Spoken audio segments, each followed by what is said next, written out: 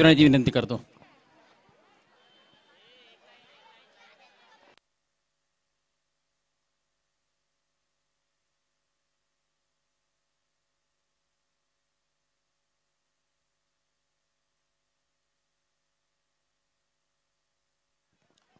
त्यांचा मी आपल्याला परिचय करून देतो, त्यानंतर ते परफॉर्म करणार आहेत.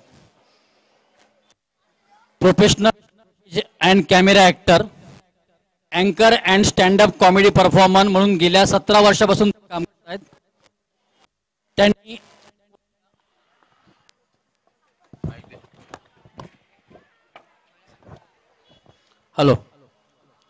त्यांनी मोरया, कुर्मकथा, देता का मुलगी, ही वाट जीवनाची, थांब लक्ष्मी कुंकू लावते अशा अनेक चित्रपटात त्यांनी काम केलेले आहे. त्यांचे हिंदी टीव्ही शोज, बरेच त्यांचे टीव्ही शोज गाजलेले आहेत.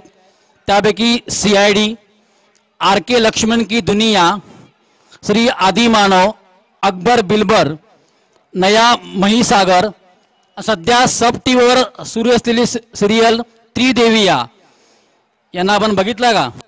कोणी बघताय का? सब टीव्हीवरती त्रिदेविया सिरियल सुरू आहे, त्यात यांना आपण बघितलं. अजून एक सिरियल सुरू आहे, कॉमेडी सिरियल, तारक मेहता का उल्टा चष्मा, यांना बघितलं? हा, व्हेरी गुड. म्हणजे आपण टीव्ही सिरियल बघता. 2 त्यांच्या गाजलेल्या भूमिका त्याच्यामध्ये आहेत. त्याच्यामध्ये नवरात्री स्पेशलमध्ये ऑल इन वन भाईचं काम त्यांनी केलं होतं, माहित आहे? हा, गोकुळवासियांना दम दिला होता की गरबा करायचा नाही म्हणून. आणि दुसरं अजून एक भूमिका केली, आठवते का? आंबेवाला, बघितलं नाही? गणपतरावची भूमिका, तारक मेहता का उल्टा चष्मा, बघितला? Very good. असे बोरिवली मुंबई येथे राहणारे श्री सुनील होकर यांचं जोरदार टाळ्यांनी आपण स्वागत करायचं आहे. आणि त्यांना आता विनंती करतो की त्यांनी एक काहीतरी परफॉर्म करावं.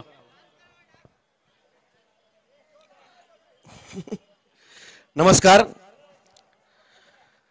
Maharashtra sports education academy Tarapur आणि या बोईसर कला क्रीडा महोत्सव 2017 मध्ये उपस्थित सर्व मान्यवरांचं, स्पर्धकांचं आणि उपस्थित सर्व रसिक प्रेक्षकांचं मी सुनील होळकर या ठिकाणी मनापासून स्वागत करतो आणि या ठिकाणी आपल्याला नमस्कार करतो. ज्या काय 10-15 टाळ्या वाजल्या त्यांचे धन्यवाद. म्हणजे बाकी सगळे जागे आहेत त्याचं बघितलं आपलं, बाकी आपलं काय आता बोलला काय बघू, वाजवू टाळ्या वगैरे. मुलींचा इकडे पिंगा बघून मला आता काय म्हणत ना, एकदम मला चक्कर यायला लागली. भावना मॅडमनी इतकं सुंदर डान्स केला या ठिकाणी, मुलांनी पण त्यांना सर्व साथ दिली. आता मी सगळेच नाचले तर मजा नाही, मी काय नाचणार नाही, मी खरं तर अभिनेता आहे. पण अभिनेता म्हटलं का सगळे अंग आली, डान्स आलं, संगीत आलं, गाणं आलं, सगळ्या गोष्टी आपल्या अभिनेत्यामध्ये असल्या पाहिजेत असं मला वाटतं, तर तो परिपूर्ण अभिनेता असतो. पण मी थोडंसं काय आता मनोरंजनाचा भाग आहे, सगळ्यांना थोडं हसलंही पाहिजे आपल्या धकाधकीच्या जीवनात, त्यामुळे थोडंसं आपलं मनोरंजन करण्याचा प्रयत्न करतो.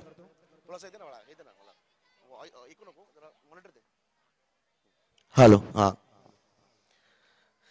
तर मुलं आहेत, सगळे आहेत, पण इथे पाहतो मी इथे सगळं आपले प्रेक्षक आहेत, त्यात मला जास्त करून महिला दिसत आहेत, बायका सगळ्या दिसत आहेत, महिला दिसत आहेत ना सगळं महिला मंडळ आहे सगळं. सध्या काय बायका एकदम फॉर्ममध्ये आहेत, 50% आरक्षण मिळाल्यापासून बायका सगळ्या फॉर्ममध्ये आहेत. हां, आणि नोटा बंद झाल्यामुळे थोडं टेन्शनमध्ये आहेत, सगळ्यांचा पोल खोलल्या ना. हरकत नाही. कसं आहे, वाट पाहणं, वाट लावणं आणि वाटेला लावणं, वाट शब्दात फार मोठी गंमत आहे. आता वाट कोण बघतं? बायका. कुणाची? आपल्या नवऱ्याची. एकतर बायकाच्या नशिबी केवढं स्ट्रगल आहे बघा. नवरा प्राणी मिळेपर्यंत कधी एकदा मिळतो याची बायकांना वाट बघायला लागते. बरं, एकदा का नवरा प्राणी मिळाला की रात्री घरी कधी परत येतो याची वाट बघायला लागते. वाकड्या वाटेन जात नाही ना. आणि गेला असता संसाराची कशी वाट लागेल याची पण वाटच बघायला लागते. असो, आपल्याला कोणाची वाट लावायची नाही. पण सांगायचा मुद्दा की पूर्वीच्या बायका आणि आजच्या बायका जमीन आसमानचा फरक आहे. म्हणजे पूर्वी गावाकडच्या बायका खऱ्या अर्थात नवऱ्याची वाट बघायच्या. नवरा म्हणजे कुठे ठेवणी कुठे नको, पती परमेश्वर, धनी धनी धनी, बाकी काय नाही धनी मनी, फक्त धनी. आणि आजच्या बायका फक्त मनी, बाकी काय नाही धनी मनी. सगळ्यांना पटलं ना? पूर्वी नवरा थकून बाकून घरी आला संध्याकाळचा, शेतावरून आला, कामावरून आला, मोलमजुरी करून आला, तर बायका जे काय म्हणतात ना, अगदी चटणी भाकरी देखील त्या असं प्रेमाने बनवायच्या, अगदी मनापासून बनवायच्या, की त्या नवऱ्याला पण ती चटणी भाकर खाताना पंचपाक्वांना खाल्ल्याचा फील व्हायचा, आनंद व्हायचा. इतकं ते मनापासून असायचं केलं एक आपल्या नवऱ्यासाठी करणं, जेवण बनवणं. आजकाल तर काय तुम्हाला माहिती आहे, मुंबईत तर फार वाईट अवस्था आहे. संध्याकाळीच बायको फोन करते, हॅलो राजेश, उशीर होणार आहे का? हे बघ, उशीर होणार असेल ना तर मला उठवायचं नाही, अजिबात उठवायचं नाही, प्लीज डोंट डिस्टर्ब मी. जेवायचं जेव, नको जेवूस, प्लीज डोंट डिस्टर्ब मी. सकाळी 5:30 लोकल पकडायची मला, प्लीज ठेव फोन. एवढं प्रेमान बोलल्या नवरा कशाला घरी जेवायला येतो? कशाला येतो घरी? जातो बाहेर, चायनीज बिनीज सगळं मिळतं आजकाल, तू बाहेरूनच खाऊन येतो. हे आजकालच्या बायकांचं प्रेम नवऱ्याबद्दल. पूर्वी सणासुदीला, दसरा म्हणा, दिवाळी म्हणा, बायका हक्काने नवऱ्याकडे साडी मागायच्या, शालू मागायचं. अहो शालू आजकाल कोणी मागत नाही. आजकालची बाई नवऱ्याकडे साडी मागतच नाही, शालू मागतच नाही. त्याला एकच माणूस कारणीभूत आहे, आदेश बांदेकर, होम मिनिस्टर. सगळ्यांना पैठण्या वाटत सुटलाय. कशाला कोण नवऱ्याकडे साडी मागेल? नवराच विचारतो, हा बिचारा, काय का तुला काय शालू बिलू दिवाळी हॅड नका तुमचे शालू, शालू आणतायत. एक फोन लावायचा का, हा वहिनी वहिनी करतो, कुणाच्या घरात घुसतो. सगळं सोपं काम झालेलं आहे. बरं, आजकाल कसं आहे, स्पर्धेचं युग आहे, प्रत्येक ठिकाणी स्पर्धा. म्हणजे आता आपली स्पर्धा आहेच, पण आजकाल तुम्ही टीव्हीवर बघा, प्रत्येक चॅनलला तुम्ही टीव्ही चालू केला, प्रत्येक चॅनलला कोणती ना कोणती स्पर्धा असते.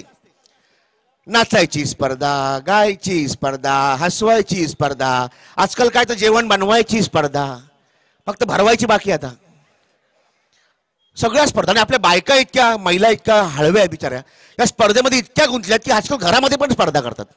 कशी बघा, आमच्या शेजारचे एक काकू निघाला रागारागाने, कमरेला पदर खोसला, हातात लाटणं. नवरा घाबरला ना, कुठे निघाली ही? निघाली नवरा बोला, ए बायको जातीय काय गो, ए मध्ये पडायचं नाही. तुम्हाला सांगते, मध्ये पडायचं नाही. हेच लाट तुमच्या डोक्यात घालीन, मध्ये पडायचं नाही. अगं नाही पडत, पण चालली कुठे? शेजारनिशी भांडायला निघाली, शेजारनिशी भांडायला निघाली, मध्ये पडायचं नाही. काल तर भांडलीस, काल सेमी फायनल होती, आज फायनल आहे, मध्ये पडायचं नाही. बायका कुठे स्पर्धा करतील याचा काही नेम नाही. बरं, आजकाल कसं आहे, मोबाईलचा जमाना आहे. तुम्हाला प्रत्येकाकडे मोबाईल आहे, प्रत्येकाकडे मोबाईल. मुंबईत तर आमच्याकडे भिकाऱ्याकडे मोबाईल. हा, आजकाल भिकारी पण मोबाईल घेऊन फिरतात, एकदम असं स्टँडर्ड भिकारी. आमच्या शेजारी एक भिकारी दुपारच्या वेळी आला, घरी एकटी बाई होती. बोला, ताई भूक लागली, ताई काहीतरी खायला द्या ताई. ती बोलली, अरे बाबा तू आता एवढ्या लवकर कुठे, 12 वाजता, आज जेवण तयार नाही माझं, तू नंतर ये. ताई एक बेस्ट आयडिया, काय, माझा मोबाईल नंबर घ्या, जेवण झालं का मिस कॉल द्या. हे बेस्ट आहे. त्याला मोबाईल नंबर दिला, मिस कॉल दिला, जेवण पण करू. ठरलं काय, गंमत सांगतो मला एक, की त्या भिकाऱ्याचं लग्न ठरलं.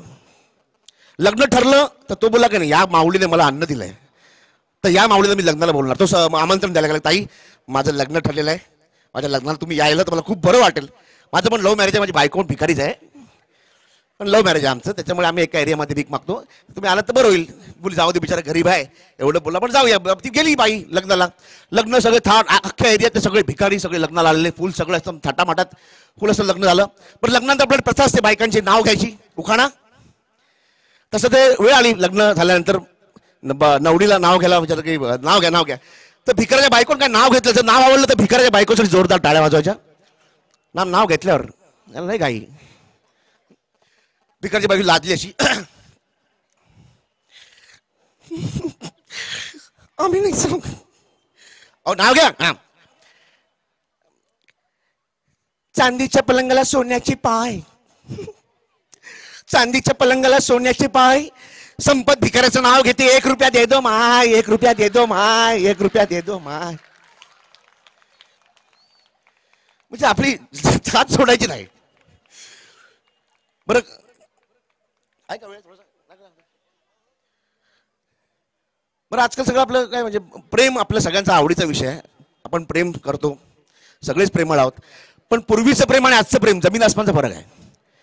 पूर्वी बघा, शाळा संपली की कॉलेजला गेल्यावर मुलं मुली प्रेमात पडायची, विचार करायची. आजकाल म्हणजे फार एकदम फास्ट झालेलं आहे. मुंबईला कॉलेजची वाट बघायला लागतच नाही, 10वीच्या आतच जोड्याला मोकळे होता. सरांनी सांगितलं जोड्या लावा, 3 नंबर बेंचवाली. 8 नंबर बेंच देशांचे अँगल सुरू होतात, जोड्या लावतात ना. पूर्वीची म्हणजे कसं, पूर्वीची मुलं शाळेवरती प्रेम करायची, आजची मुलं, आजची कार्टी शाळेतल्या बाईंवर प्रेम करतात. त्यांचा काही भरोसा नाही. काही सांगू शकत नाही, आजची पिढीला बेकार आहे. बरं मुलांचं राहू दे, तरुण पिढीचं प्रेम नाक्यावर बघायला मिळेल, नाक्यावर बघायला मिळेल. तुम्हाला सांगतो, एक प्रियकर आपल्या प्रेयसीला, व्हॅलेंटाईन डे आता येतो जवळ लवकरच, व्हॅलेंटाईन डेला प्रियकर आपल्या प्रेयसीला म्हणाला, प्रिय तुझ्या हृदयात मला थोडी जागा देते. काय लकवा मारलाय तुला, असं काय करतो, काय प्रॉब्लेम? नाही darling, please try to understand, please, I love you, please तुझ्या हृदयात मला थोडी जागा दे. हा 2 दिवस थांब, राजेश खाली करतोय.